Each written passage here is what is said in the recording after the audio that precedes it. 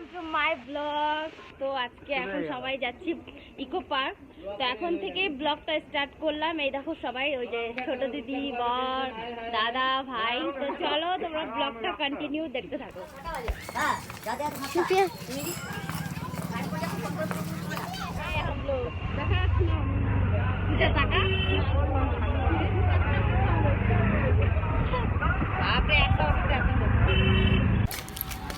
Ticket কাটবো, মানে ticket কাটা হয়ে গেছে, এটা দেখিয়ে ইয়ে করতে হয়। সিস্টেমটা তোমরা দেখো জাস্ট, ওয়াও।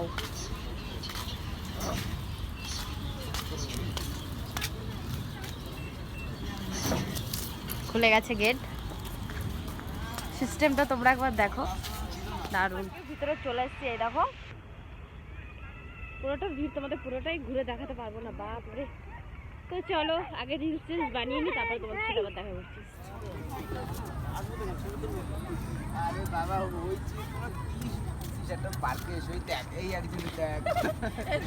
ব্লগ হচ্ছে এখানে গাইস। দিনের বেলা আসলে আরো সুন্দর দেখাতে পারতাম। একবার জাস্ট দেখো, আমাদের আরো আগে আসতে। এই দেখো তোমরা এই জিনিসটা খেয়াল করেছো? এই দেখো আমি এক বাপের জন্ম শুনি এখনো সব। চল তোমরা ওই দেখো কত জিনিস দেখছো। আমার একটা সাইকেল নেওয়ার ইচ্ছা, দেখে নিতে পারি কিনা।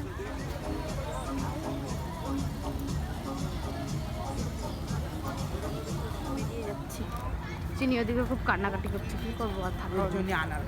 ওর জন্য নিয়ে আসলে ভালো হতো। তো চলো বন্ধুরা, ব্লগটা তোমরা এনজয় করো।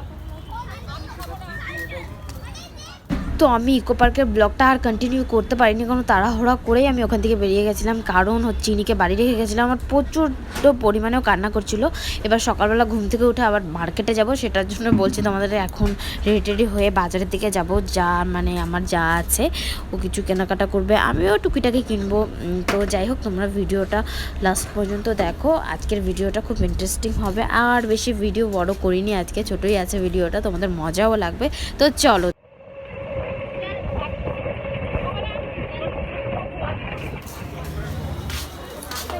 দাদার জন্য একটা টি শার্ট নেব। এই দোকান থেকে দেখ, পছন্দ হয়নি।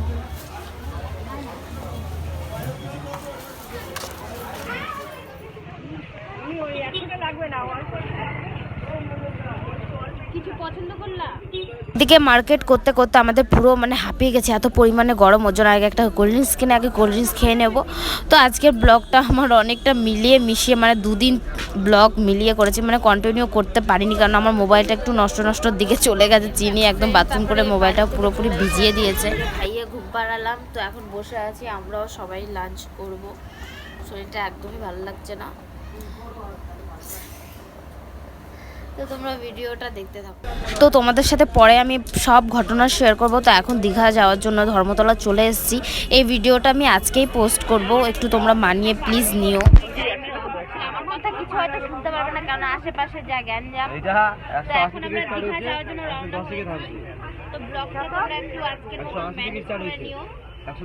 কালকে সকালে ব্লগটা পোস্ট করবো, না যাই হোক, আজকের মতো ভিডিওটা আমি এইটুকুনি করছি। আমি পরে দীঘা গিয়ে একদম শেয়ার করবো, তোমরা একটু মানিয়ে নিও প্লিজ। তো আজকের মতন এইটুকুনি, টাটা।